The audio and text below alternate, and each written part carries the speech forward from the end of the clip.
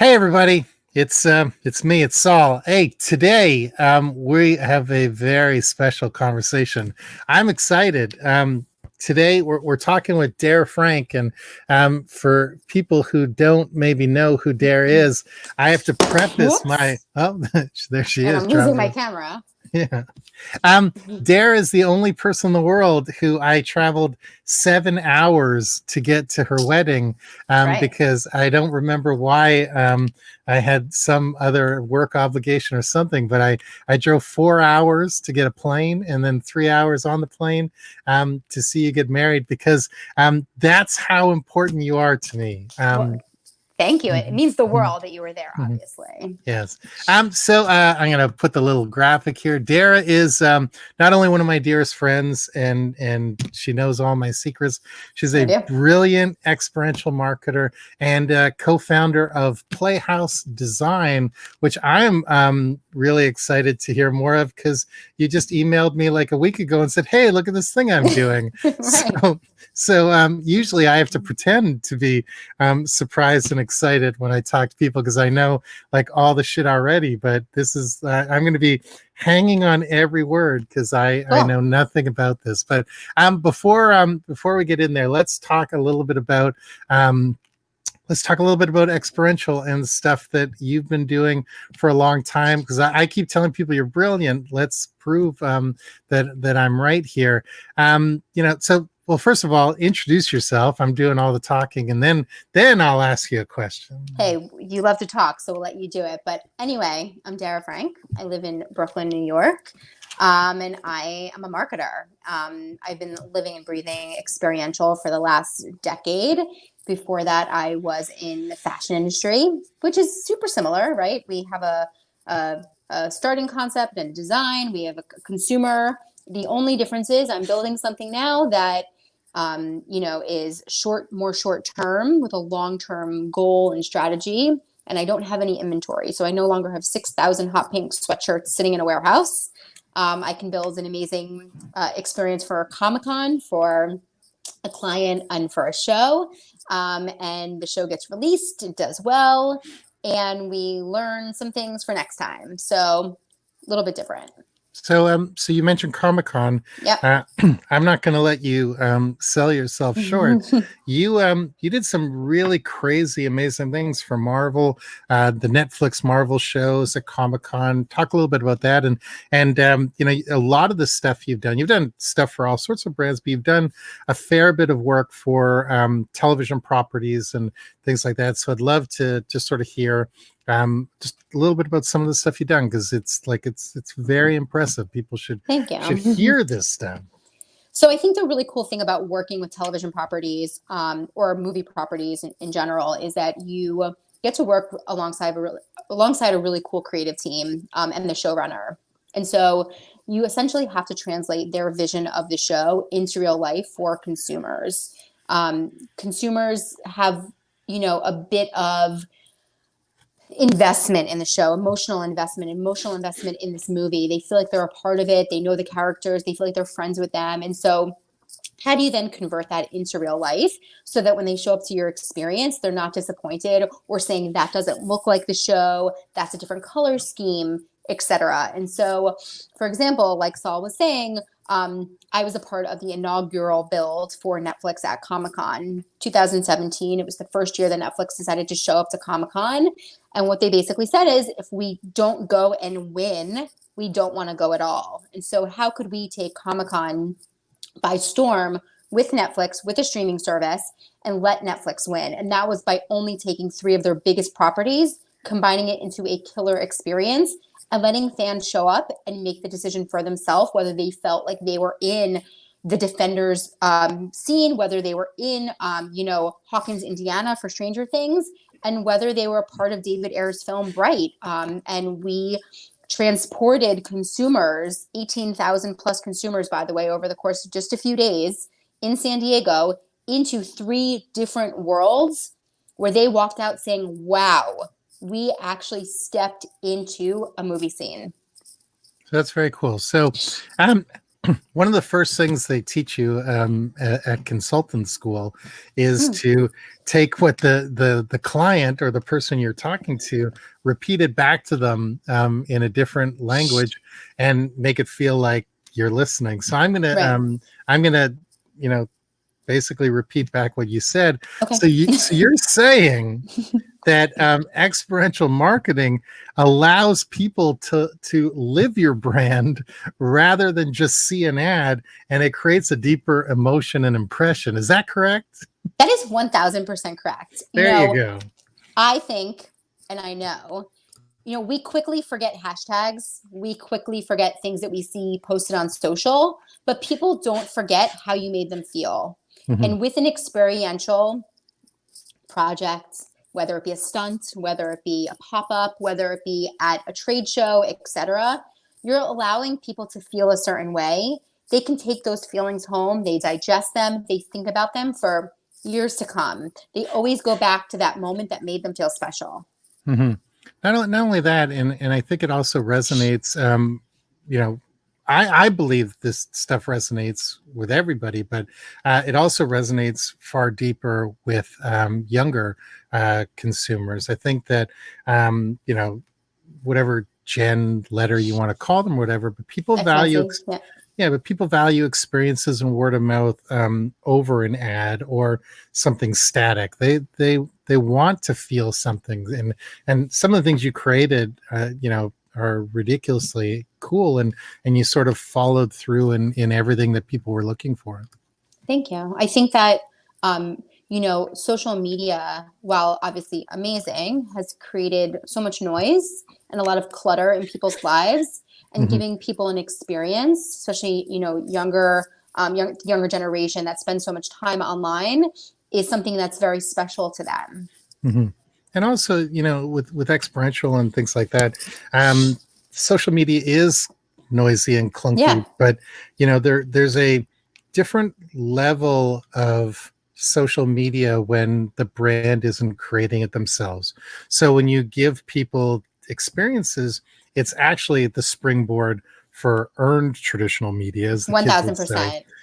And it's like, I always tell people when they ask me what I do, I create experiences that people share online. Yep. Most of the time they're in the real world. Sometimes they start online, but I always say, like, do you want to be the brand that's always saying, look at me, look at me, look at me? Or do you want to be the brand that 50 people are saying, look at them? And then you say, yeah, we're the best. And, Totally. it's a thing. So, And it um, allows, and by the way, it allows, you to even separate who your consumers are into different audiences, like influencers who are normally just getting free product and asking for posts. You're now inviting them to mm, something special. They're getting a VIP hour. They're getting, a special cocktail party, and they're really now feeling that influencer. The reason they became an influencer by accident or, purposely, and mhm, you're letting them then translate that to online. So it's really the start of a campaign. mhm. We're talking about events. We're talking about things Yep. you've done at Comic-Con, and Comic-Con isn't the only place you've done stuff, No. but it's the shiniest that I can think of, and For whatever you. for me Yeah. exactly. But is it even possible to create spectacles and events right now with everything going on? So when I say everything, I'm speaking more towards COVID than obviously the developments of the last couple of days and Yep. stuff like that. But like, with everybody sort of the mindset of stay home, social distancing, things like that, is it still possible to create great experiences for brands? Yeah, I think that you can certainly create great experiences for brands. I think that it depends, on how you angle it at this point. Whether Mhm. it's a short-term play or a long-term play in your marketing plan. I also think that there's ways to create noise now, and places to invest in, from different cause marketing messages, or stunts, rather than saying I'm going to invest in a pop-up. And I think 100,000 people are going to show up over the course of the week. It's just not going to happen right now. But there are ways to position yourself so that people are visible, to your brand, and that you are making some earned media in a very awful time in the news.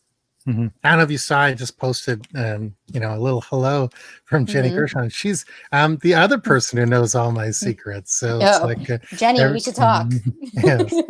Um, so, um, so I agree. I think that, and I think that experiential gets tied too closely to events Yeah, when, obviously we've talked about, these experiences you created at Comic-Con for Netflix, and you've done a bunch of other stuff for Netflix and other brands. But, an experience can literally just be how, it could be direct mail. It could be absolutely. something. It could be how people connect with a brand. It's about creating an emotion, but no one's ever coined the term emotional marketing or something like that. But it's about Mhm. creating a different perception people have with a brand that, and I think a lot of people get so tied into just, this is a live event and we can't do live events. Yeah, So, there's no reason to talk to experiential agencies anymore. There's a lot of people who do great things online and create yeah, experiences. So that's interesting. So uh, yeah, you and I get this email a couple yeah. days ago. I say, "Hey, I want to bring you on this thing I'm doing," and you're like, "Cool, I want to talk about this." Um, what is Playhouse Designs? Because I went to the Sure. website. It looks incredible. Thank I would you. expect nothing less from you, but Thank you. tell me what it is. Sure. So let me go back a couple steps. So I have been working for an agency for many years. I've also been doing freelance work for brands on the side, and I've built some really killer relationships with not only vendors but clients that have become really close friends and confidants, and it's awesome. So back at the end of March, I was furloughed, like many other people in our industry. The entertainment industry, while streaming is at an all-time high, production has sort of halted, and our live events like Comic-Con have been canceled, Coachella postponed, and so different experiences that I was in the middle of building out aren't necessarily moving forward at this point. And so my company decided to furlough the experiential team. Totally fine, totally valid. Well, my fabricators were also left in the position of not being able to build things. So they were building trade show booths and Comic-Con booths and different pop-up experiences in stores. And right now they have no work either. So they have a completely empty fabrication studio with really talented carpenters and builders and foremen that are ready, willing, and able to sort of design and build anything they want. So over the course of the years, I've built a really strong relationship with one of my fabricators. She's become one of my closest friends. And she's built me some really insane experiences. She built for me for Netflix, actually, for Lost in Space, the most insane booth you've ever seen, where you walk through, the ship, and you end up, with a crash landing, and it was all environmental and sensory. And anyway, we teamed up, and she had done some side projects with families and people that had wanted some interior design type projects in her off time. And me, with my design background, I went to Parsons School of Design. We decided, as moms, I have a 14-month-old and she has two kids under 5, that we have essentially lost our minds with our kids. We have nothing to do with them. So what can we do? We can take the experience to people's homes. People are not going to playgrounds. They're not going to the Kidville and Jody gyms of the world right now to take their kids to play. And so how can we recreate that experience in someone's backyard, basement, or bedroom? And we are now doing that. So if I was better at using the software, I would have an image on the screen to show people. But it is really unbelievable. If you guys, take a look, playhousedesign.com, playhausdesigns.com. I'm a good speller. So, talk about some of the ideas. So, on the site, you guys have, like, these are incredible rooms. Like, these are the kind of rooms that you would see like on one of those, like, people are dying, so Yeah. we're going to renovate your home for charity kind of things. It's like children's wish stuff right here, but it's not. People don't have to die to work with you guys. Yeah, you don't have to die, and you don't have to empty your 401k account, which are two cool things. Mhm. Since launch, which was a few months ago, we've already had, I can't tell you how many inquiries and also parents that have kickstarted projects in their home. We have currently underway, we are building out a playroom in Manhattan in a condo building for parents who, kids ages 4 through 12 who need something to do in the building. And it will be isolated to people who only live in that building. To we're taking over and doing a kids zone in Westport, Connecticut, in a beautiful backyard. We have parents who want to do custom. Oh, there you go, figured it out. There you go. Yeah. We have parents who are building custom slides and ball pits in basements, and we are right now rendering our not I don't want to say first tree house, but our first modern tree house with technology. So we are doing sort of A through Z different types of designs, and we are currently installing during COVID. So that parents don't feel the pressure to entertain their children 24/7. They can have purposeful play inside the house. And there are different modular spaces that will really grow with their children throughout the years. So how does it work? How does somebody get started? Obviously, there's Yeah. probably a bunch of people who are watching this and are thinking like you are going to save their lives. I would love to save your life. So the first thing is call me, 305-924-0530. We can have a little design consultation. We could talk about how old your kids are, what they love to do. I have a mom who called me right down the street in Brooklyn, and we are building out a backyard for her right now. Her son does karate, gymnastics, and wants a climbing wall. And so all three things are being installed in the next 10 days in their backyard. And she essentially won't have to worry about her child anymore being bored and climbing trees. So you call me, we have a design consultation. We talk about what it is that your child loves, what kind of space you have, budgets, and then we kick off a design walkthrough in your home of what the space is. We can either do a virtual measurement, or we can come out and send one of our teams that are completely masked and gloved and suited up with gear to do a measurement of your home. And we kick off with sketches and different swatches of materials. And we can have something installed in anywhere from 5 to 20 days in your home. That's crazy. If Mm-hmm. Jenny's still watching it, I'm surprised your phone hasn't rung yet. Um, what services? Not what services. What geographies did you guys service? Is it mostly New York right now? Is it Yeah. plans to go everywhere? So we're all over the Northeast right now. We have projects right Mm. now in Boston, Connecticut, New Jersey, New York. We also have quite a few people who have just started the process in Florida, and we have a few moms in Dallas. So we have our own team. We have a 30,000 square foot warehouse in New Jersey that we can build out of. We can essentially builds anything. Everything's custom. So if you feel like your home is super modern and, very lucite like mine and gray and lots of stainless steel, we can use materials so that it doesn't look like a sore thumb in your home, and that it looks like it's, aesthetically part of the design process, which you essentially built.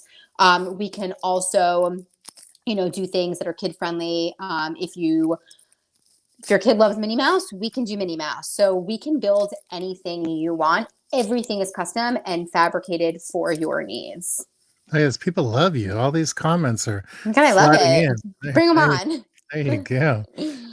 So you talk about it just takes like 5 days to, Yeah, obviously depending on the project and stuff like that. That's the, you guys obviously have, this is a new venture, but I do want to stress the fact that you guys have been doing we have. this Yeah, work for a very, very long time. You just haven't been doing absolutely. it in people's homes. You've been doing it more on the commercial side. Um, Look, I, I I, I sort of feel like if I can build the upside down and knock people's socks off, I can mhm. surely impress your kids with a ball pit, a slide, a climbing wall, and a custom dollhouse. Mhm. Right? Well, Yeah. kids are tough, customers. But so let me ask you, and you sort of touched on this, but maybe we'll get into this. Obviously, this idea came from subject matter expertise and Yep. timing. But how did becoming a mom and sort of being home right now sort of really motivate you to start this? So being a working mom, you know, be, after maternity leave, I sort of unfortunately had to hand my child over to a nanny during the day while I, put in my 8 to 12 hours a day. Mhm. And this is really, I'm so grateful for this time, by the way, being with, my husband working from home and us having lunch together. And really, being able to see my baby all day and watching her grow. However, it's very hard to take up 12 to 14 hours with a 14-month-old and keep them busy. I don't I'm not an early childhood educator. I can't just give her crayons. She's not going to color at this age. What do I do with her all day? She's climbing on my coffee table. She's moving my kitchen chairs like a moving man. I mean, they're ending up in different rooms. She's falling over.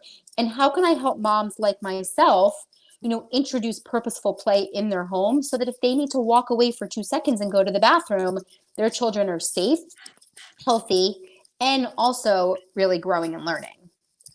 Mm-hmm. So what, let's say you were building something for yourself and Marlo, your daughter, what is Mm-hmm. your dream, um, you know, basement, room, backyard? Like, Yeah. what would your design, you know, uh, appointment look like?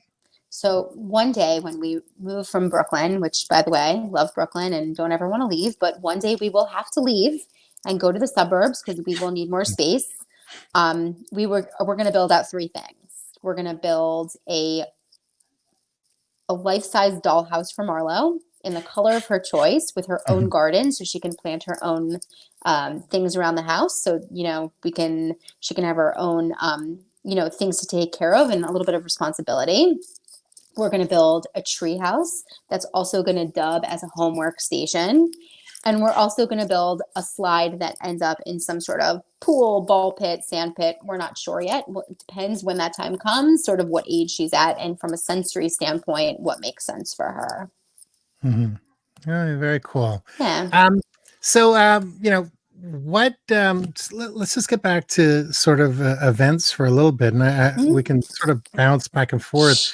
But, from a brand perspective, if you were coaching brands on, how to sort of attack, maybe not events is the right word, but we'll call them spectacles and stuff like Yeah. that. Where would you tell brands to start? Because like I've seen, not even seen, I've had 100 conversations in the last 3 months about just budgets don't exist anymore for events and Yeah. spectacles because they just don't value it anymore. How would you have that conversation? I think you're a better negotiator than I am, so I'm Do looking you for love to you to. negotiate? I'm looking for you to save my career here. How would you have that conversation? So I think this is the worst time for brands to get rid of marketing budgets. It's Mhm, just stupid.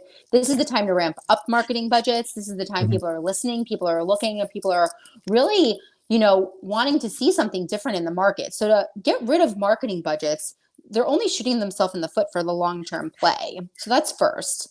mhm, Second of all, I think that the event budgets can really be twisted and turned into different things. Number one, you can do stunts in places where it's, a stunt in New York City on the subway right now is probably a great time to get some earned media.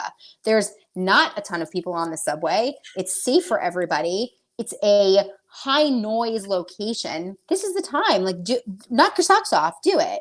The mhm, second thing is, I think that taking away marketing teams or experiential teams in general, these people are talented. Some of them are parents, and they can offer a helping hand to other departments that are maybe a little bit, more high traffic right now. You know, I personally, as a marketer, I could design kids activities, design music classes, design, different things that I can help parents with during the day. And so from a marketing perspective, I wish my company, rather than furloughing people, would have said, hey, we have all these other people that are working with some retainer clients on websites and things like that.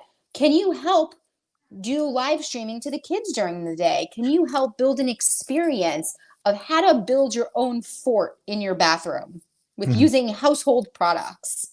So we And we had a so well, I we was did just have a gonna say, conversation. we had a Yeah. conversation a couple weeks ago about this, Yeah. and I stole your idea, put it on LinkedIn, but I gave you It's cool. credit. So I didn't Steal pretend it it. was It's mine. cool. No, Yeah. but I gave you credit. I have enough of my own ideas. I like to give other people credit when they come up with them. And And brilliant ideas, by the way. You have the thank best you. ideas. Thank you.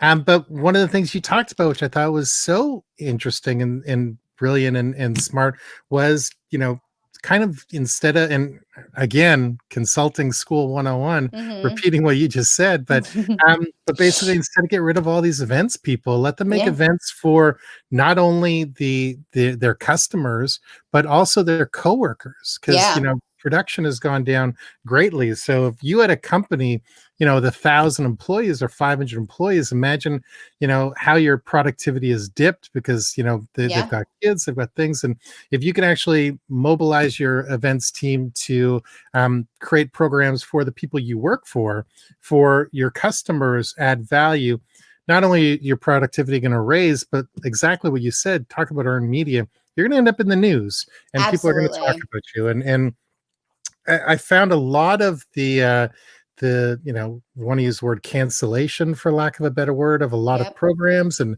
roles and budgets was very, very knee jerk. And it's interesting. I'm Yeah. I have a compromised immune system. I've been staying home. I'm very pro sort of the social distancing and lockdown. It's gotten to the point where there was a people like I don't know, 10 doors down from my house, basically had a party with 50 people in their driveway slash garage last week. And like, I'm not going to call the cops on them, but man, it made me uncomfortable. I'm Yeah. walking my dog. I got my mask on. I'm looking at this and it's just like, it didn't like register because I've conditioned, I bought Hmm. into the hysteria or whatever, but it's also really interesting to see, all the conversations now with people saying, we shut down the economy for this and that. So like there is, maybe there was a slight overreaction. Who's to say? I agree that it was the right thing to do, but man, keeping people at home was the right thing to do, not disrupting your business, Absolutely. not laying thousands and thousands and thousands of people off without Yeah. any, you know, wait and see of what could happen. It's funny. And go ahead.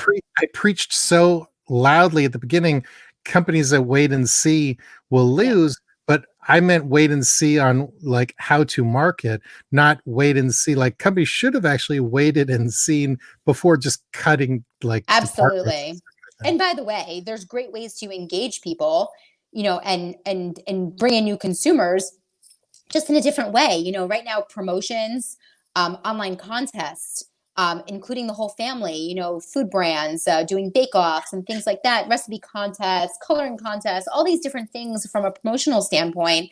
Mhm. Everyone should have marketing dollars pumped into this stuff left, right, and center to make a little noise, stand out from the crowd, and not just be another brand sitting on the shelf. I pitched the other day just before, kind of the world changed. Yeah.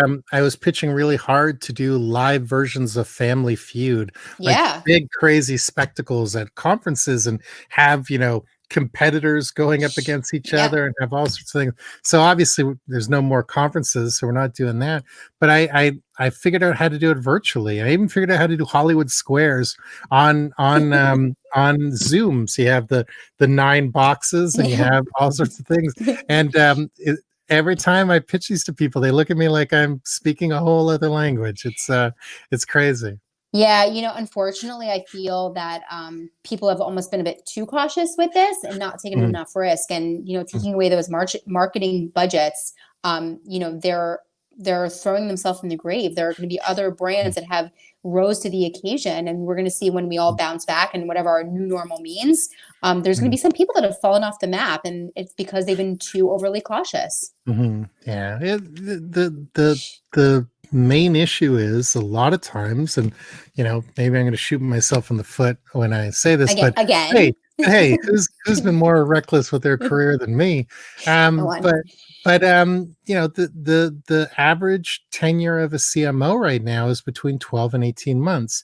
So the CMO is the easiest person to fire Yeah. because you get rid of the CFO and it affects your stock price. You get rid of the Sure. CEO, it affects your stock price. The CMO is the most disposable C-level role in most companies. Yeah. So nobody really takes chances. They try to ride No. out their 12 to 18 months.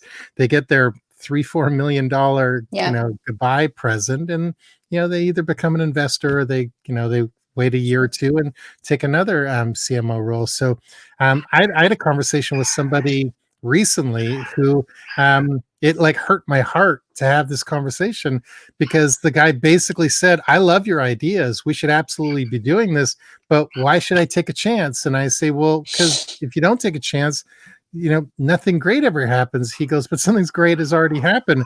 I have a job making $300,000 a year, and I Right. may never get one again if I'm fired. And like, it was just like, it was like he took the arrow and it just like went through my heart, because that is the mentality of some people. It's, Yeah, but it's, imagine if he did take the chance and it was like the utmost killer idea anyone's ever come up with, your idea, obviously. thank you.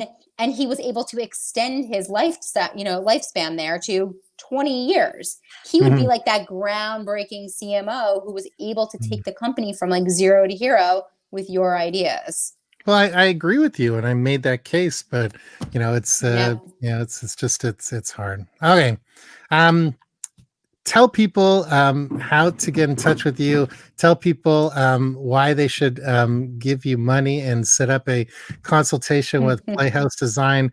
I want you to be rich beyond your imagination, because this Oh, is thank actually you. something that does good for people, and I think this is very cool. So you can find me on Facebook. You can find me on LinkedIn. You can shoot me an email. You can call me 305-924-0530, or you can find my email on our website at playhousedesigns.com. Um, I think that in this, we don't know what the new normal is going to be. And everyone keeps saying when we get back to normal, and whatever that means, whether it does go back to, how we were in the fall and winter, or things do change, giving your children a chance to play by themselves and be independent, and have a purpose when they're playing, so purposeful play, and building out something in your own home where safety isn't a question, and different spaces that are modular and can sort of be converted throughout different stages of your child's life, whether they're 4, 7, or 17, and having kids come hang out during high school. We're able to build all those experiences for your child in your home that's cost effective, custom designs, and complete to your taste. So give us a call. We'd love to see your house, see your space, whether it's a 10 by 10 or an entire 1,200 square foot basement. We can, fit anything for your needs. And what we need is, there needs to be like a Pimp My Ride TV show where There, look, end goal, we'd love a show on Netflix, like an extraordinary basements, bedrooms, and backyards, but Mhm, we're gonna baby steps, mhm. Let's start in our own backyard and see where we go. All right, awesome. Dara, I love you Love you. madly. Of Thank you for doing this. course, thank I hope you. people reach out to you. This is really awesome. I can say, unbiased, friendship aside, Dara is one of the best creative people in the world. The stuff she's built is unbelievable.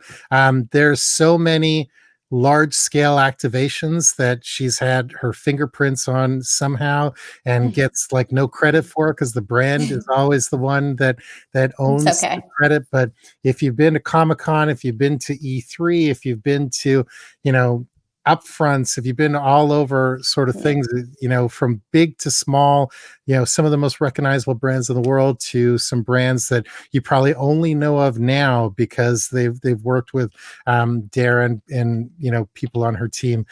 So if you are even just a little bit curious, you will not be disappointed. Please check out the Yeah. website. I cannot recommend her more than I can. So Dara, thank you so much for doing this. Thank you. I appreciate it.